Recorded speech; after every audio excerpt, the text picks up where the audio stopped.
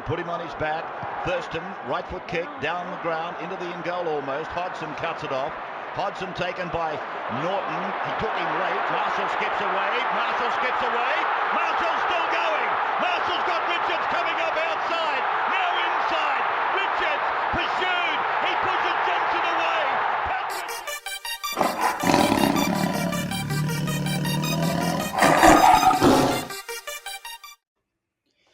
Good evening, everybody. Tuesday, the 20th of August, 2024. You're back for another episode of the Tiger Town podcast with your hosts, Zac and Toby, brought to you, as always, by Best on Ground Digital, bestonggrounddigital.com, digital marketing agency that looks after the little guy. They support us. We like to be able to support them where we can. How you going, mate?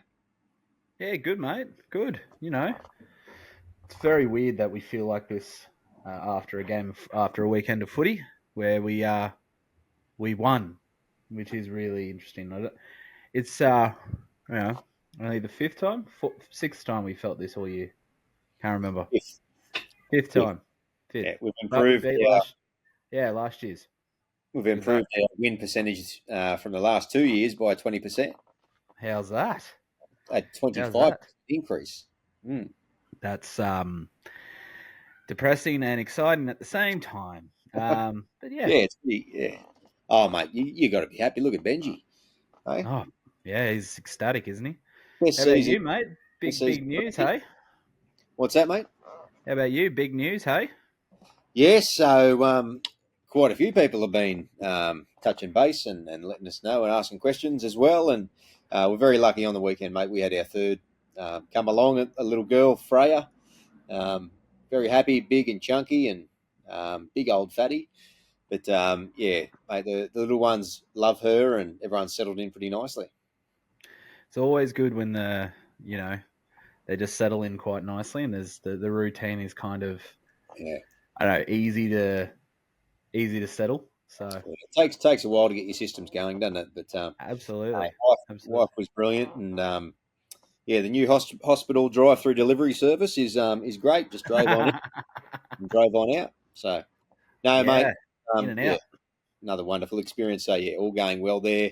Good news, and just prior to that, in fact, a grand total of 4 hours prior to that, the Tigers won a football game. I know. How is it's like the little one knew, look, we're going to win a game. Just hold off, yeah? Just hold off. That's it. Yeah. So, I was up a little bit late that night, so I'm a bit bleary-eyed. We're running around like mad cows, chickens with their heads cut off. Yeah, whatever analogy you want to use, mate. You're probably running on fumes at the moment. So that'll work. Yeah, mate, that victory over the Rabbits, what did you think of the game, if you're going to sum it up briefly? Is it annoying that even though we won, I was still annoyed by it? Not at all. I don't think you're alone there. Yeah, it was like, don't get me wrong, a win's a win. I'm happy with that. But there was a lot of things in there where I was just shaking my head. I was annoyed. I was upset at times. I thought we were going to lose again at the last stage. How it's as if the officials, when Jack Whiten's on a Tigers home ground, forget what a forward pass is. It's uncanny that it's the same sort of situation. But at the end of the day, they called at least the one that mattered. And, we got that W. Yeah, funny. First forward pass all game, and they threw a 1,000 of them. The one leading up to that you'd mentioned pre-show, and at the time I laughed out loud, was the Jack Whiten one earlier. Yeah, the one I just mentioned, yeah. Yeah, mate. It was laughably forward. There's an argument to be made that it was deliberately forward. It travelled that far. But... I've gone back and I've watched that because I was sitting there going, was it as bad as I saw live? It's worse, if that's possible, because it's like, I think they were just before the 50, so they were just over the 40-meter line. He's passed it, let's say, from the 42-meter line. The whoever was on the wing then, I don't care whoever that was, but they've caught it on, maybe it was Gagai. They've caught it on the 49-meter line.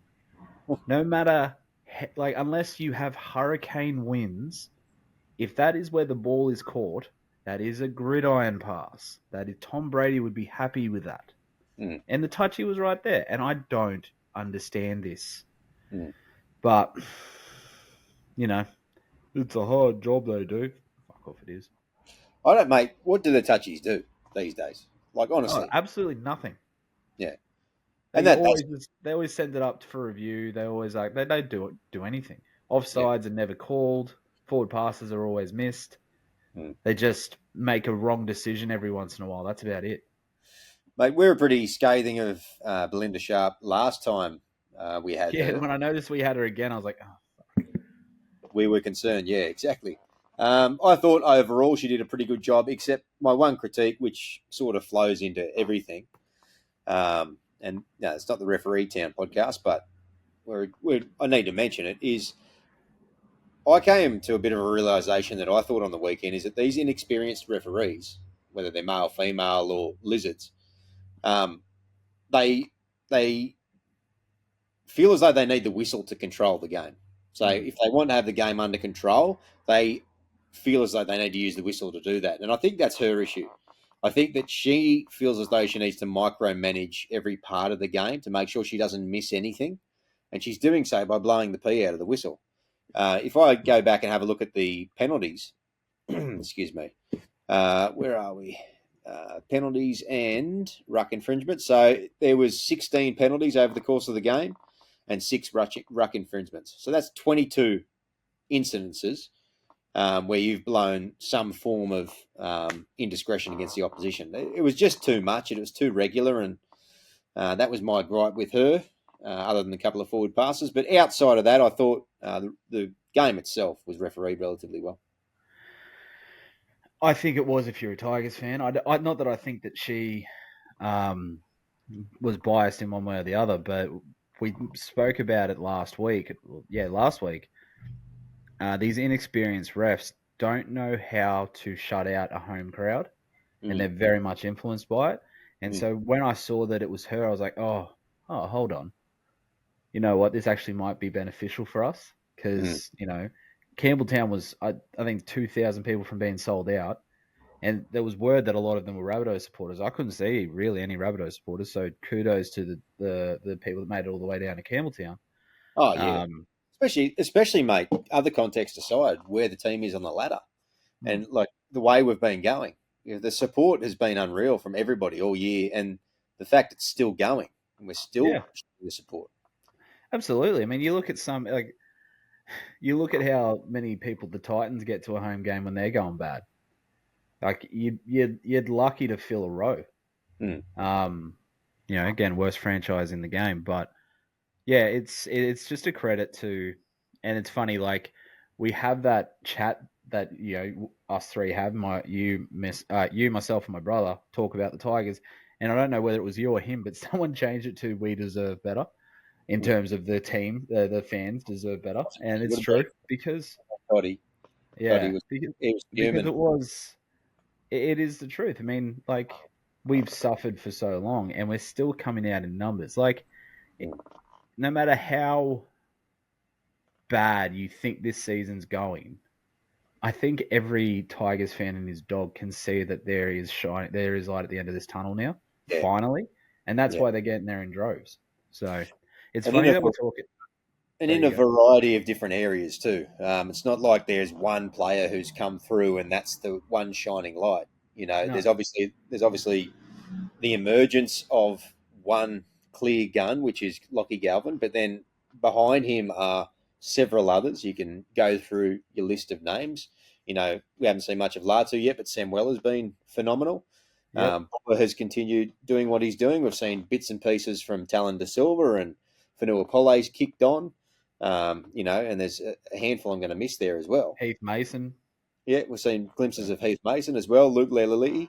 Jordan Miller. So, even Geordie Miller as well, So, that's been going right. We've got positivity in terms of getting rid of some contracts maybe we didn't want. And we've got, Taruva coming in himself as well. We've picked up a good buy in Skelton. Richo's saying all the right things. We're winning 5 games instead of 4.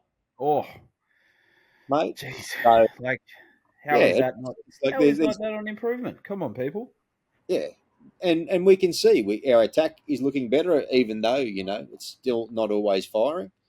So yeah, I think it's a myriad of factors as to why maybe that hope or that positivity into next year exists, and that's nice. Like that's a nice thing. It's a nice feeling to have, because in the past we've relied on one or two things changing, and that being the silver bullet that makes the change. One or two things being a couple of big signings or a couple of perceived big signings. I remember saying when, and I can admit this live, or at least in Oh recording. no.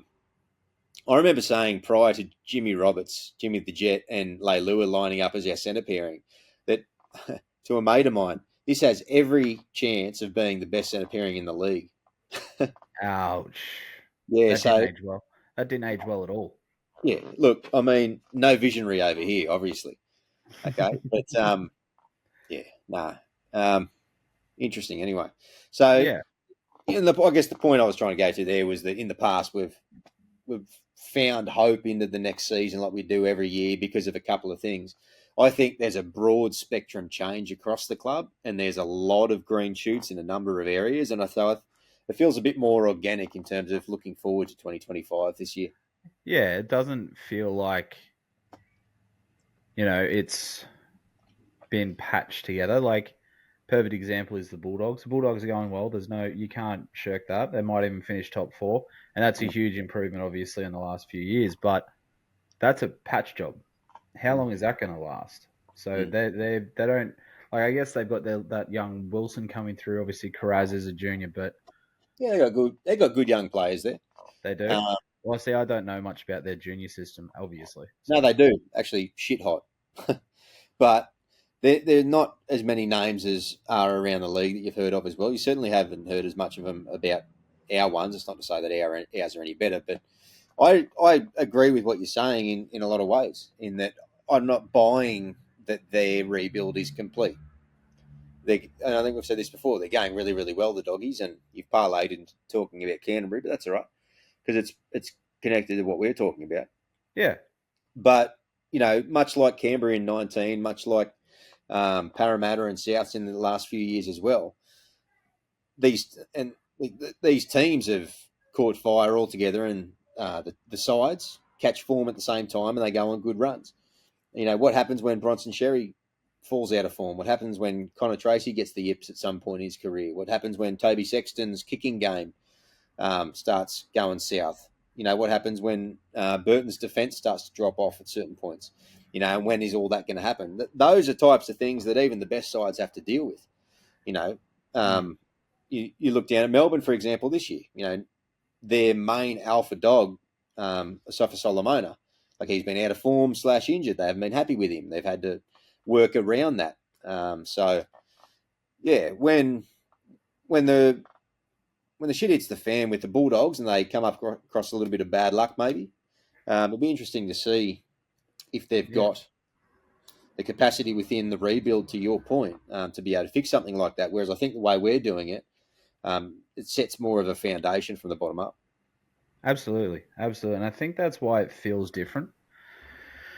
Yeah, it's funny. Like, we segued in there. I kind of want to go back to the game against the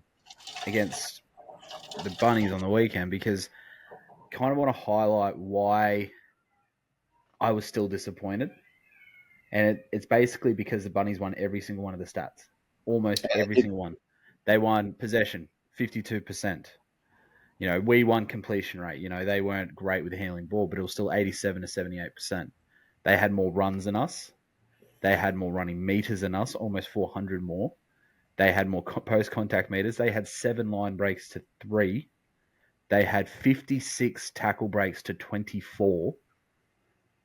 Their kick return meters were average as well, same as us. They had 11 offloads to our 6. You skipped over a key one there, which is average set distance in the 50s. Those are long sets. You don't often see stats cheats. That's a big one. And I didn't realise that watching the game. I thought that they had certain sets that they made good ground, but I didn't realise that they'd blown us off the park in that stat. That's very, very surprising. Exactly. And then, we had 56 missed tackles to their 24. And then you add the ineffective on top of it. Yeah, and then you had the ineffective 18-7. Yeah. And I think that the reason why that is disappointing as a whole, but I think a lot of those areas and watching the game again happened in the middle of the field. When we were on our try line, I felt like we actually, again, we held our structure well. We did well. I don't really remember Dewey being that useless again. I think he had a better game than he has, but that was no. Yeah, I wasn't watching him closely, so there you go. No, not good. Not good. So has he been dropped or is he rested again? I'm very suspicious that he's been dropped. Actually, this time he's only been back for that was his second game back from knee swelling. Is that right? Yeah. It says only been back for 2, and he was bad again, and he was bad last week. In fact, he was awful last week, the week prior to the South game. Yeah. So what was his stat? So he ran for 121 meters. Yeah. He had 2 tackle breaks, 1 hit up. He obviously scored that try. What was his tackles? 9 tackles made, 3 missed, but that obviously doesn't show his reads or anything like that. Yeah, reads and back to the 1%ers, sorry. So chasing and following up on plays and all that sort of stuff as well. Yeah. Okay, well, I like I said, I didn't watch him too closely, so. Yeah, no, very frustrating game again as a spectator watching AD in that game. So he may not have been dropped. I mean, I'm sure at the moment, given where we are, Benji would probably play him with no Olam and inexperienced Fatape as the other centre and not a whole lot of other options. If it wasn't soreness, but yeah. But yeah, that's again, like you said, like I said, it was a frustrating game to watch because if we decided to actually turn it on and show up and do those little things right, like if we had played like we did against Raiders or we did against Cronulla, we would have put 50 on the Bunnies easy. Yeah, easy because they were woeful. The game was essentially, it was like when we played the Titans. Who was less shit? That was kind of who would win. But again, the silver lining to a lot of this is Galvin obviously stepped up again. If Caesar's hoping for extension, he's gone the wrong way about it in my eyes. So you're sinking Caesar? Oh, I'm not. We haven't done set or sink yet. I haven't looked at the game, but I did. That's what I'm segueing into. Yeah, because I am. Yeah, I think so. Out of everyone, I think so. Yeah, mate. He's missing. I've realised he is really letting himself and the team down in key areas that you would expect from an experienced halfback. It's like execution on kicks. It's getting them around the field, and it's making sure that you're controlling your discipline as well. Well, yeah. The thing that I've noticed a lot with Caesar is on our 5th tackle options, if we're in our own half, he had that really nice touch for Charlie Staines' try, but when we're in our own half and we need his controlled kicking, he's too flat. He's not deep enough. It's like as soon as he catches a ball, he has to boot it because the defense is on him.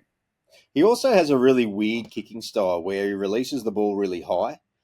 He drops it. Remember when you were a kid and you're playing around with kids who knew how to play footy and kick a footy, and then you'd pass it to somebody who'd never seen a football before and they would like throw it up and then kick it? Yeah. He almost does like somewhat of a version of that. The reason I mention is because when he brings his foot under, he doesn't kick through the ball. He sort of sweeps under the ball, and they always short and they don't penetrate into the backfield. And that's why the opposition are constantly taking catches on and around the 20-metre mark, because he hits those low flat ones that do float, so there's not a whole lot of time up there. And that's costing us big time because the South stuff early was massive. Yeah. Because Jai Gray would take the footy on the 20-metre line and get 10, 12 metres straight away, and they were starting their sets on the 30s. And it was back to, again, what you're talking about, Caesar's kicking game. Long Yeah. kicking game in particular.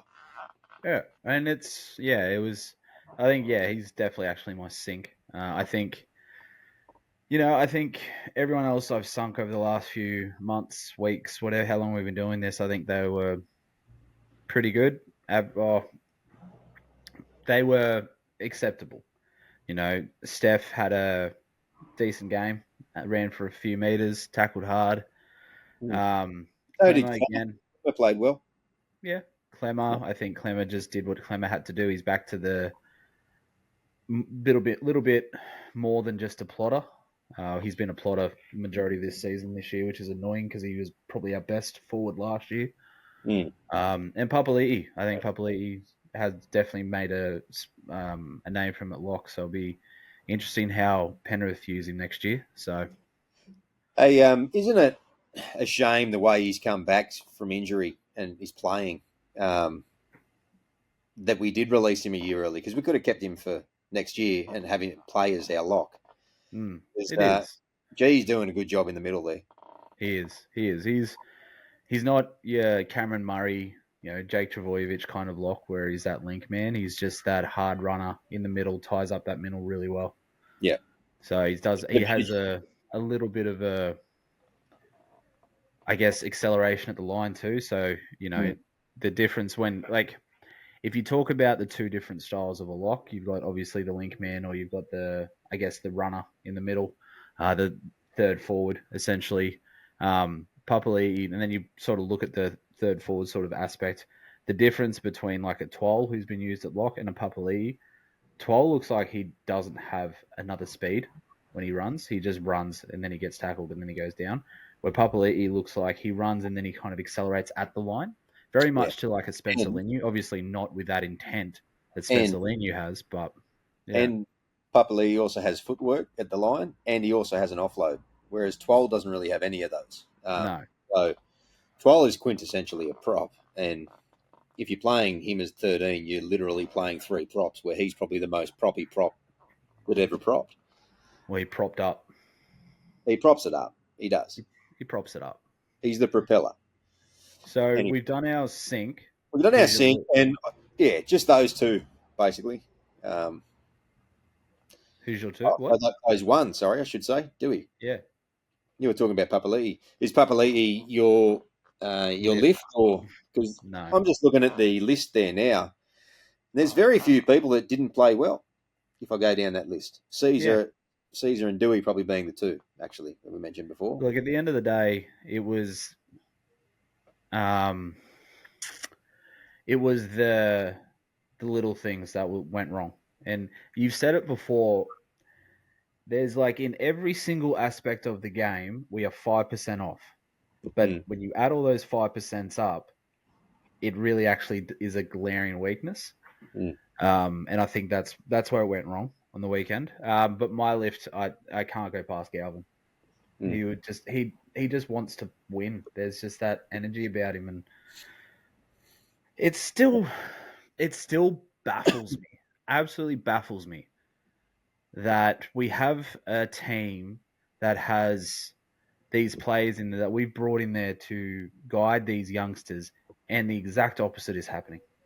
The youngsters are guiding the senior players, and it baffles me how that keeps happening. But yeah. So I had Galvin. Galvin's my lift. Yeah, mate, he's incredible. It's hard to go past him, isn't it? Really.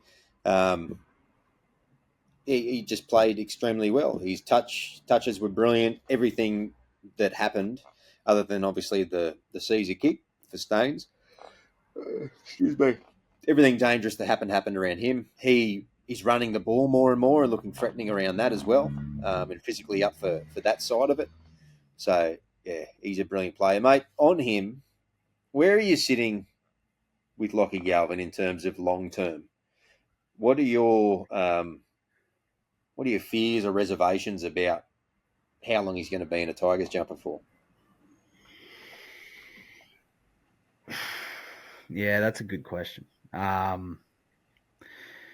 Look, the kid wants to win.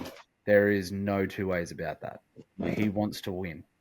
Now, we can be, and we probably will be if he ever leaves, because that's just how Tigers fans are.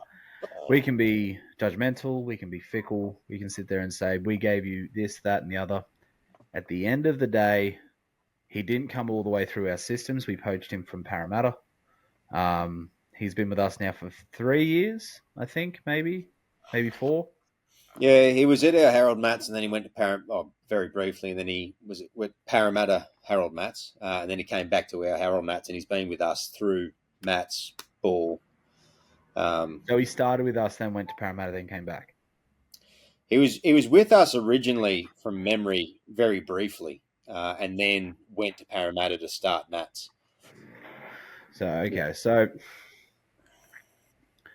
it's not like a Moses or a Tedesco or someone like that where we stuck by them, we developed them, we got to them where they were, and they were like, nah, we want to go off and win a comp. If he decides after next year that it's not the right fit for him, he's 19 years old. He's still very early in his career. It kind of, like, I still will be pissed off if he's playing this way and he's got this great combination with Luai going. I still will be very pissed off, but you can't sit there and be, I guess, sort of too upset if you sort of get where I'm getting at, because we haven't invested all of our time and our efforts for the next period of time, and he's just turned his back on us. It's kind of like he's at the start of his career. Yeah, I guess so. But where I'm at is I think that I agree with everything that you said in terms of the winning stuff. He's obviously a winner and he wants to, and that's what he wants to achieve, and fair enough. But don't tell me that. Like, if we're winning, I think he'll stay.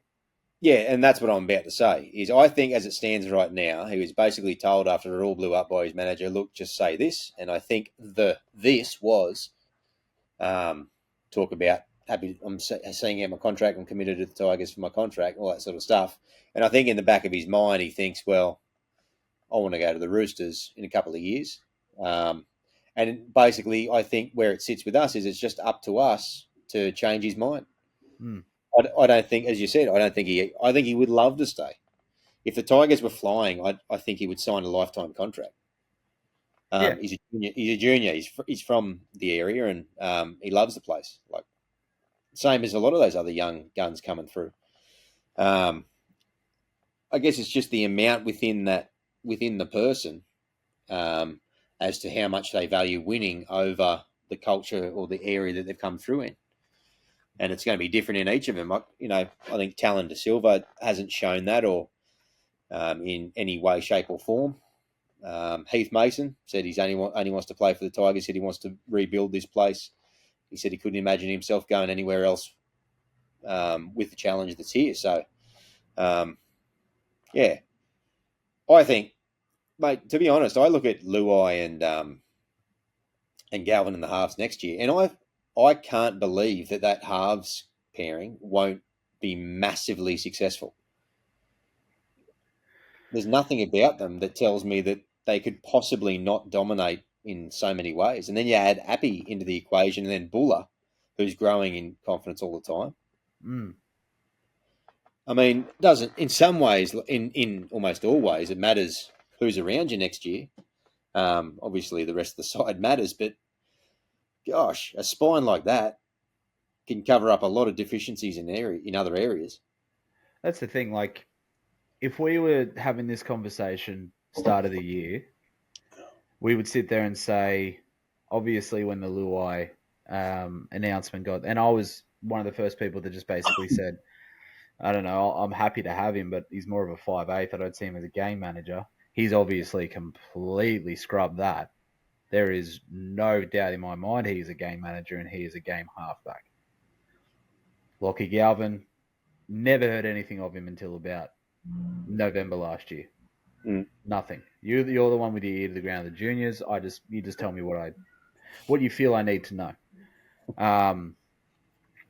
But Buller, obviously came off a amazing rookie season, and Appy is our captain. I would have sat there at the start of the year going, yeah, okay, it is what it is. Now I'm just like, we need to support that spine the best way we can. Best way we can is to get a forward pack that can actually give them time. Now we look at the moment. Obviously, we're losing Steph, and good luck to you. Fuck off, we're building. But Clemmer's become a plotter, unfortunately. Twal is definitely now a plotter, and he has been for a while, but he's just too one-dimensional. Pole is, for me, somebody that needs to be put in the starting front row next year. I think he'd pack on maybe another 5 kilos, starting front rower. He can definitely be a pack leader. But I think we're still really, we've got Sam. We're very happy with Sam. We love Sam. We want Sam to sign a lifetime contract and be with us until he dies, which would be great. Here's something for you. If we could free up the space, not even the money's fine. Free up the space to sign these three forwards, which we can afford and are available, as far as I'm aware, or possibly available, as in being given options to explore. Nelson Asafa-Solomona, Royce Hunt, and Jack Williams from the Sharks, and inject them into our forward pack with the spine that we've got coming. Does that transform the side in our 100%? 100%. Yeah. Are you hearing things that I'm not hearing? No, I'm not. But there's a lot of there's always a lot of speculation online about who certain teams can target and who is available and who might be talking to who or who should talk to who. And as far as I know, I don't think Williams is signed beyond this year and is available. I think Royce Hunt is signed but has been given permission to explore his options, and we know that there's been issues and rumblings with Nelson. So quite possibly, if Richo wanted him and they were willing and the price was right and they had the space, he could get all three of them. And then, how many do we have for next year? The long road away from the Lockie Galvin thing, this side can transform quickly, and with a few turnovers in the right areas, maybe we're every chance of convincing him through our success. Sorry, what did you say a second ago? I have no idea. Oh, cannot remember. That's all right. But yeah, look, that's like you said, there's a lot of things for me after what we've seen and what's transpired this year. I think it's very clear where we're lacking, and where we're lacking is probably a bit more experience within the staff itself. I think that there is. You and I have talked at length about how Benji rotates his bench, about how his squad selections, everything like that. Now, Benji's doing the best he can with what he's got, and he's a rookie coach, and we've got no qualms. I still think he is the one that's going to lead us out of this, and I'm still confident about that. But I think he needs somebody that has more of a experienced head on his shoulders. He tried really hard to make sure that well, not tried really hard, but it looked like he was trying to get the old squad back together. He brought Robbie, he brought Hino, he brought Morris. They've all played together. They all know each other. They all know. But the issue there is Morris, for me, he's a placeholder, and that's all he wants. He's waiting for his next head coaching job. Okay. Huh? So as in, he's taken up the assistant's role to tie him over until something else pops up. Yeah. Robbie's got his finger in a lot of pies. He's not 100% focused. He's got about 3 businesses he runs. He's not really focused as an assistant coach. And Hino, I think, is just a trainer. So for me, I think he needs a bit more support. And I'm hoping that's what's going on in the back end. Now, I've talked about it in a chat about who I'd prefer and who is available.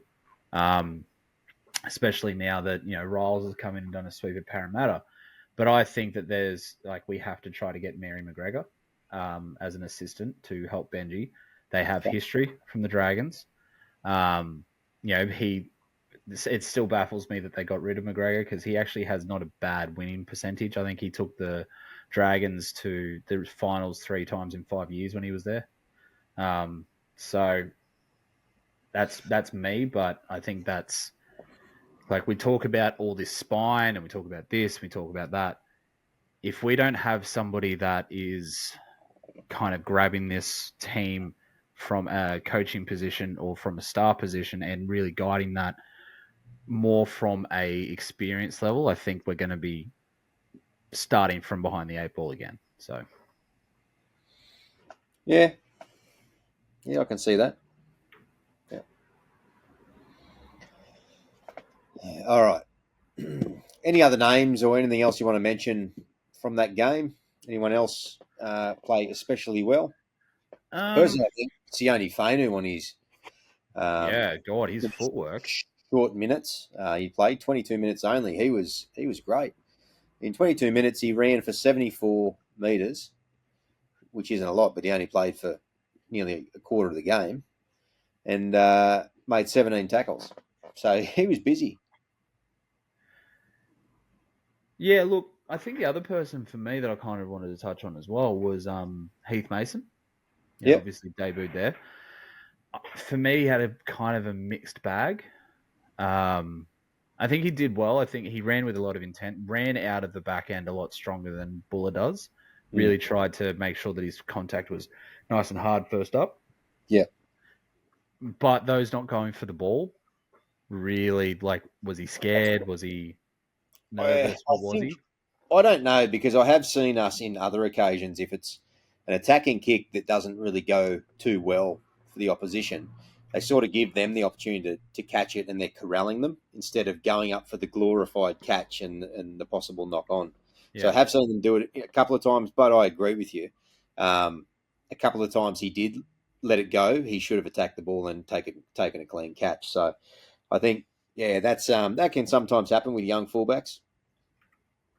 Yeah, absolutely. Absolutely. I think that's, and again, like his first full-time game, his first full game, he's come off the bench. I think even when he's come off the bench, he's had probably a total of maybe 15 minutes max.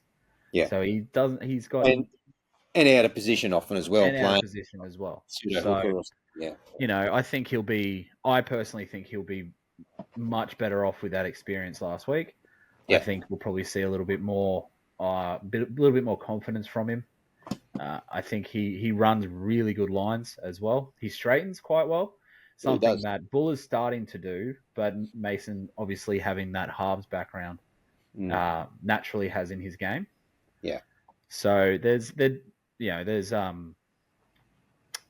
definitely green shoots, so to speak, when it comes to Heath Mason. Oh, exactly right. And excuse me. Again, Heath's a young man himself as well. He played in Australian schoolboys with Luke and Lockie last year, so he's a very young man, and he's only going to get better and better with age and experience, and especially as he jumps into probably a fair bit of New South Wales Cup over the next couple of years. Yeah, Continues to grow and evolve his game in that good competition too. So, no, he played quite well, mate. Very impressive. I liked Leo Lali. He had some really nice touches and a critical try saver. absolutely. How good was that on? Was it Gagai?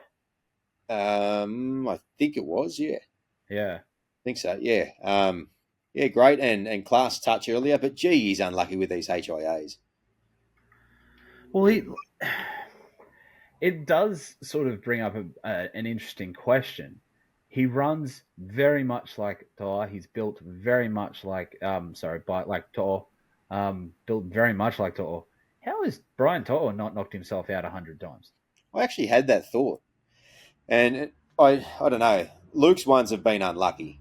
I actually thought that the stray arm from Kenara on the weekend was again is pretty. It got him pretty good. I was actually surprised that he came back on. To be honest, I Yeah, thought me he was too. off I for thought the he was game. off for good. Yeah, and gee, we just can't catch a break with these young players we want to see more of that are getting their chances and getting knocked out. Like Latu, for example, same deal. Like, I don't know. I think it's just the luck of the Irish. It is. So Luke played quite well as well. I thought Charlie Staines had a great game. Yep. Keep going on down. Clemmer had his best little game in a while. Pole looked really good in the minutes that he played. Agree. Twal I didn't even notice on the field, to be honest. Really? Yeah. And so, no, they played pretty well across the board, I guess. But, defensively still a lot of issues there. But ultimately, your defence is decided by how many tries or how many points you concede. And we conceded only 16. So it's nice to not have 40 plus for a change. Yeah. Yeah. I actually, again, I think, like I mentioned before, the one thing that actually really did impress me was our goal line defense. So, yeah, in the first half in particular. Yeah, very impressive. Absolutely. Oh, righty, mate. Anything else you want to say about that game before we sort of move on and talk about this upcoming week? No, just watching when I was watching the night Sharks game, I was just thankful we didn't have Bernard Sutton. Fuck, he's a horrible ref. Yeah, he has his moments. Yep. I want to mention this week with the team list coming out for the game against Manly on Thursday that in the Jersey flag, we've got two 17-year-olds making their debuts in the under-21s competition.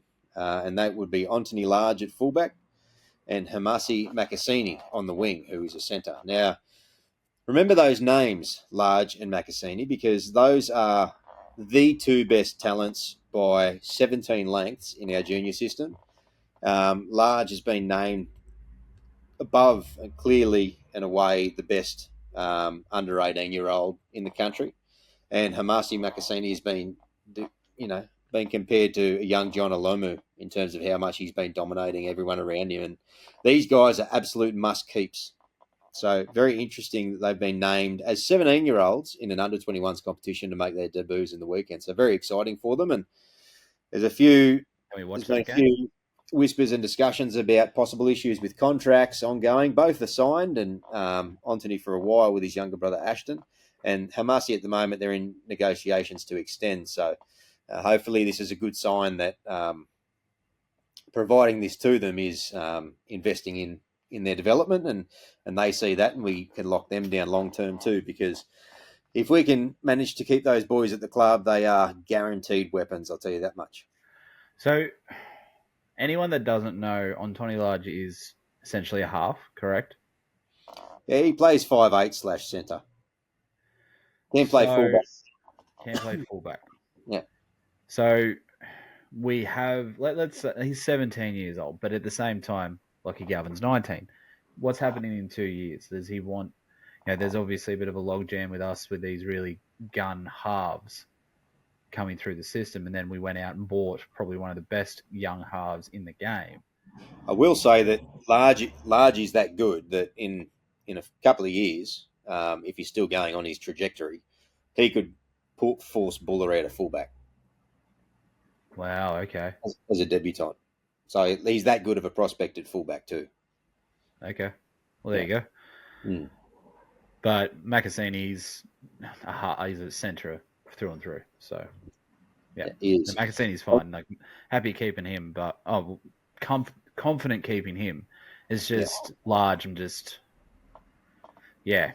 concerned about. But again, they're 17-year-olds. Let's not put too much pressure on them. Exactly right, yeah. And so if people are going to watch Jersey Flegg on the weekend, that would be an excellent game for you to go and watch these two young blokes, among others within the side, genuine prospects in there too. Go and have a good crack. And someone else to look out for in that Flegg game is Chris Futanutu, who scored 3 tries from prop on the weekend in Jersey Flegg. So he has to be knocking on the door. For the cup, he has to be. He's been going along well. I don't know the thought process with keeping him down in Flegg all year when a lot of others have been playing up in Cup. So it's a different approach, and it's interesting. He's been coming back from injury in a few bits and pieces, so maybe they're taking it slow this year for him. Yep. But hopefully he's still in the plans. My understanding is I think he's top 30 next year, and he's a tremendous prospect. So, yeah, be interesting to see. Queensland boy, isn't he? Queensland, yeah.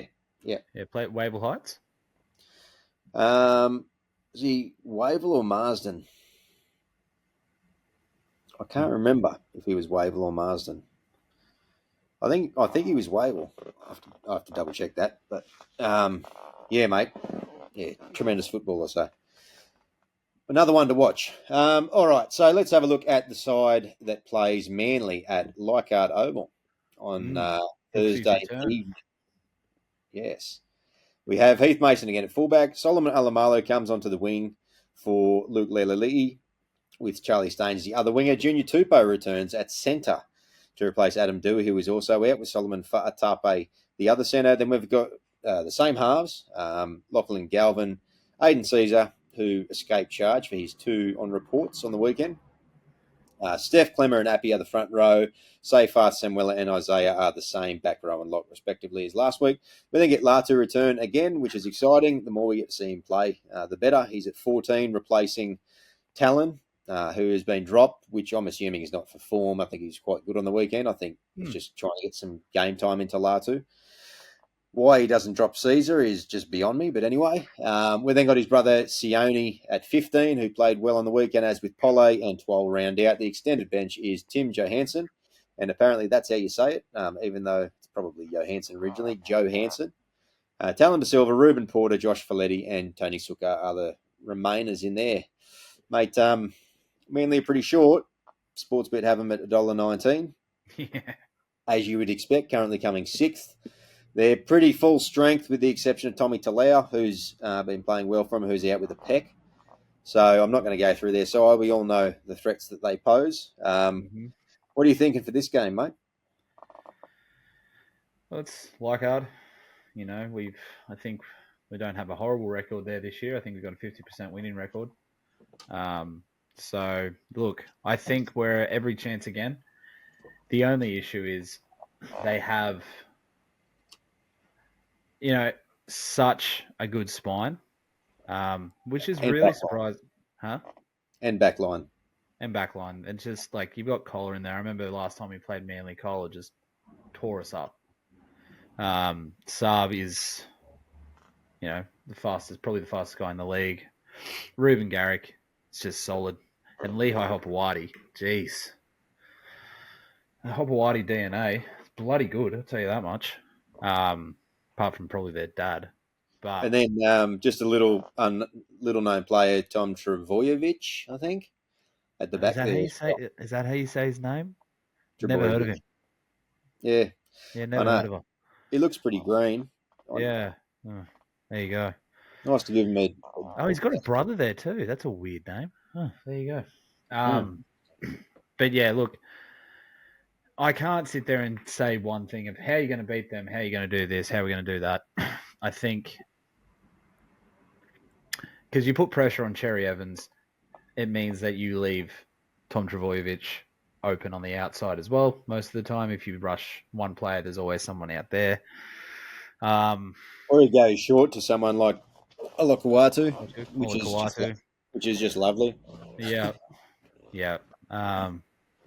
Look, the one thing, and I'll say this before I get into the game, is even though I want to win and I want to win bad, for me, it's pleasing to see Brooksy finally playing in the finals.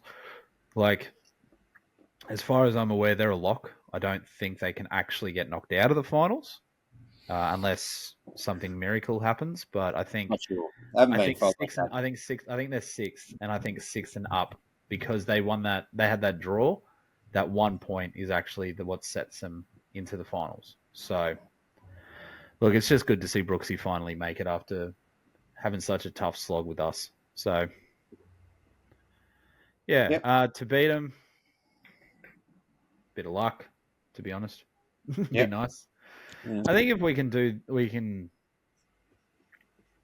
the little things right, I think that'll go a long way. I think the thing about Manly is it seems to be to beat them, you kind of just have to match them man for man. If you can match them man for man, to an extent. Obviously, in saying that, Tom Trbojevic is hard to match a player like that. You can actually, it does go quite far to trying to beat them. So it's the only thing I can really say. I can't sit there and say they have a glaring weakness because they really don't. So yeah, well, that's true. I might suggest that maybe their bench, but then again, Nathan Brown and Ethan Bullymore are energy barometers, and they often bring a fair bit of impact. Ethan Bullymore is like a lesser version of Liam Martin in some ways, well, lesser in a lot of ways, I guess, but similar.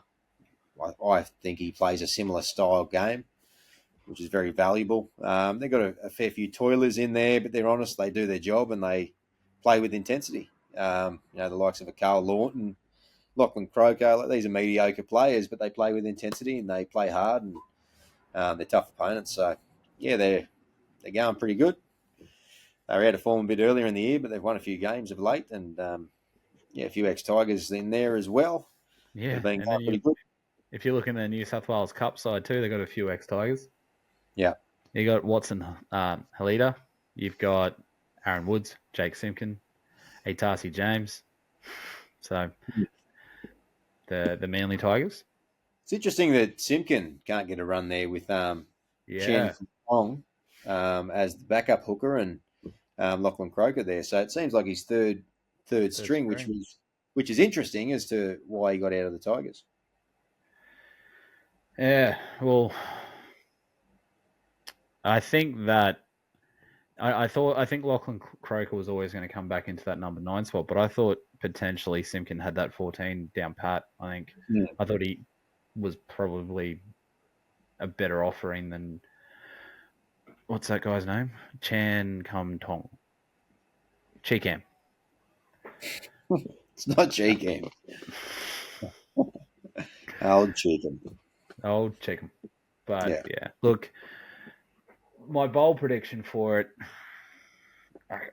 the only one that I can really think, really put my hat on is, I reckon that Tupou is going to finish the season with a bang in the centres. I think he's going to come back. He had went back to New South Wales Cup last week. Started with New South Wales Cup last week from injury, and I think he's just he'll have a point to prove, given that he's going to the Dolphins and he's not a lock there either. So I think he'll come back. I think he'll score a try, set up another, and run for over 140 metres.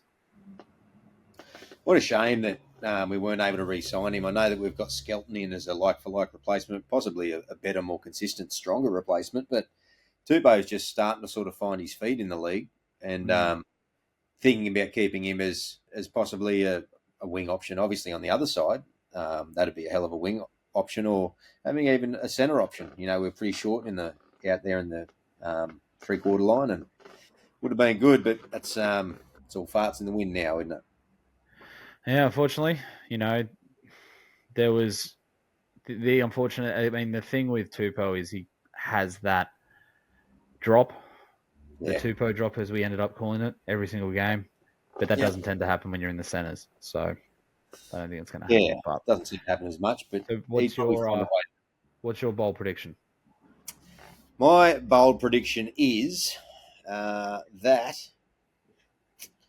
I'm not even there yet. What am I thinking?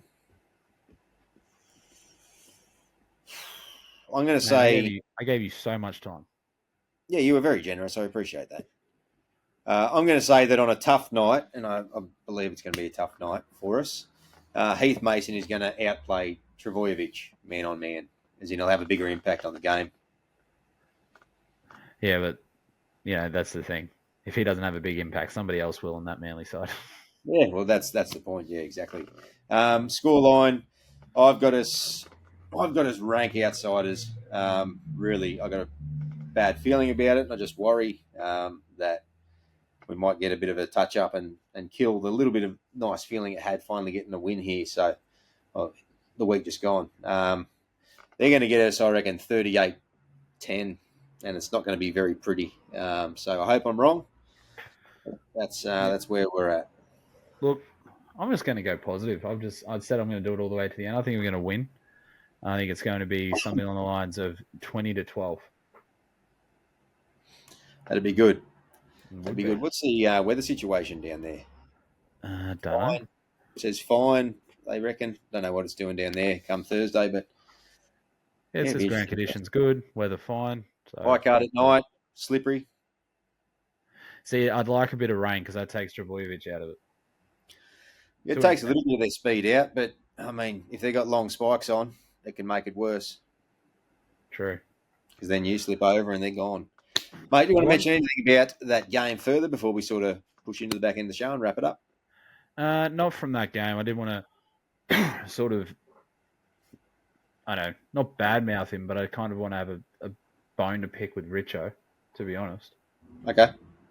Well, he said that there was more signings coming last week after we got Gerard Skelton. I haven't seen another one. Apparently, we signed a Queensland Cup player, backup hooker, but I haven't seen Yeah, another one. The Tristan hell? Hope. It's bullshit. You're a liar. Richo, where's all the bloody signings? Where are the bloody signings? That's what I want to know. They've really dropped the ball there because they almost reiterated that point as well. Yeah. Bloody hell, Richo. Come on, mate. We don't ask for much. What is interesting, though, the big signings of ours of recent times, in big signings, quote unquote, but the signings of note being Skelton, Taruva, you didn't hear a peep about it anywhere. Yeah. And then, bang, they were out. And then even with Luai, no one had us there decided until it was sort of out. They knew we were in the running or whatnot, but came out the last minute. Yeah, look, I'm just annoyed with him. Come on, mate. Fuck off a building. So that's your major gripe, your major malfunction. Oh yeah, I don't have any other gripe with Richo except for the fact that where's the signings? All right, now what I just wanted to do quickly is we put up just the comments on the weekend off the back of the game, and we had a good question last week that I said. Actually, no, sorry. It was during the week. Sorry, folks. Bear with me for 2 seconds. I'm just pulling up a comment that got a question from one of our listeners. From Ray. So Ray's a regular commenter and listener. So thanks, Ray, for all your interaction. Love having a chat to you, mate. Love your feedback. What he's asked us is he said it's been 100 years since he's played. Probably not, Ray. You look good for your age, mate. But he said we were taught wingers to stay out, not shoot in. Absolutely. And if you have to, it's up then in. So move up and then go in. Says ours all seem to shoot in past the centre and invariably miss and leave an overlap. Is this what he's taught now? And so I said, mate, it's a good question.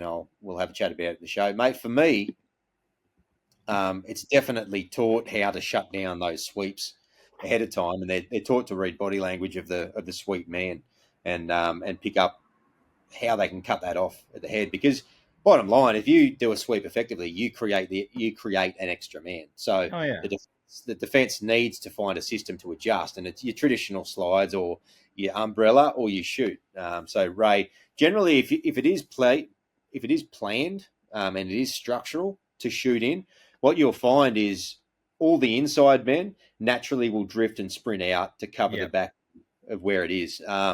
If someone shoots out, as often the case is with us, and then people like Dewey turn around in slow motion and go, oh, and they're already 20 metres gone, then you can probably safely assume that it was more an instinctual thing.